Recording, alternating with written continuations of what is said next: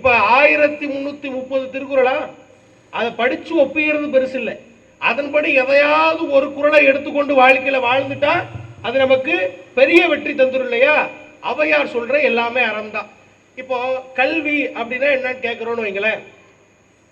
What is education? கல்வி என்றால் என்ன? யாராவது சொல்லுங்க. கல்வினா என்ன? யாராவது சொல்லுங்கப்பா. கல்வி என்றால் என்ன? 2 மார்க் கொஸ்டின் மாதிரி சொல்லணும், 5 மார்க்கா எழுதிடக்கூடாது. சில 1 மார்க்கா சொன்னா கூட ரைட்டு தான். கல்வி என்றால் என்ன? யாராவது சொல்லுங்க. ஒருத்தர் எழுந்து யாராவது சொல்லுங்க. கல்வினா என்ன சொல்லு. a plus b the whole squared formula படிக்கிறது சார். பித்தாகரசியரை மனப்பாடம் பண்ணி எழுதுறது சார். அதான் கல்வியா?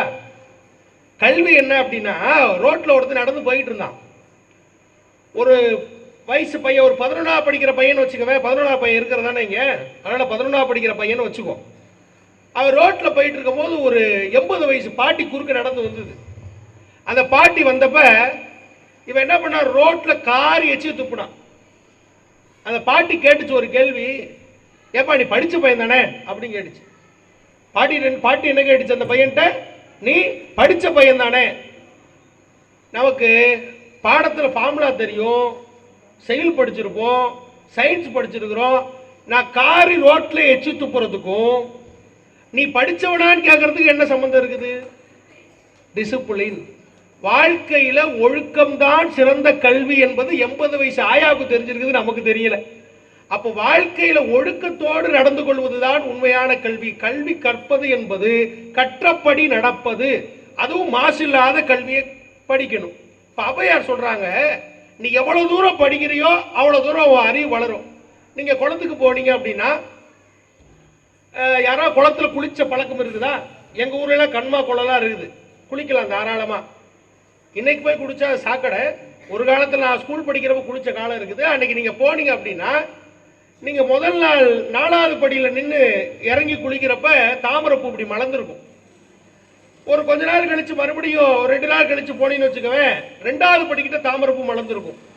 இன்னும் போனீங்கன்னா கரையை தழும்ப தழும்ப தாமரைப்பூ மலர்ந்துருக்கும். எப்படி மலருது அப்படின்னா, தண்ணி உயர உயர தாமரை கீழே இருக்க தண்டு என்ன பண்ணிட்டே இருக்கும்னா, எக்ஸ்டெண்ட் பண்ணிட்டே போய் மேலே வந்துட்டே இருக்கும். நீரளவே ஆகுமாம் நீராம்பல், தான் கற்ற நூலளவே ஆகுமாம் நுண்ணறிவு. யார் ஒருத்தர் நிறைய நூல்களை படிக்கிறானோ அதன் பொறுத்து தான் அவனுடைய அறிவு மேம்படும்னு ஔவையார் சொல்லியிருக்கிறாங்க. அப்போ நல்லா படிக்கணும், படித்தா அறிவு வளரும். ஔவையார் சொல்லிட்டாங்களா? இப்ப அடுத்து ஒரு ஸ்டேட்மெண்ட் சொல்றாங்க பாருங்க.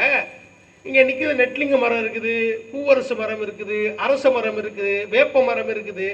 இதெல்லாம் மரம் இல்ல, இதெல்லாம் மரம் நினைக்கிறியா? ஔவையார் சொல்றாங்க, இதெல்லாம் மரம் இல்ல.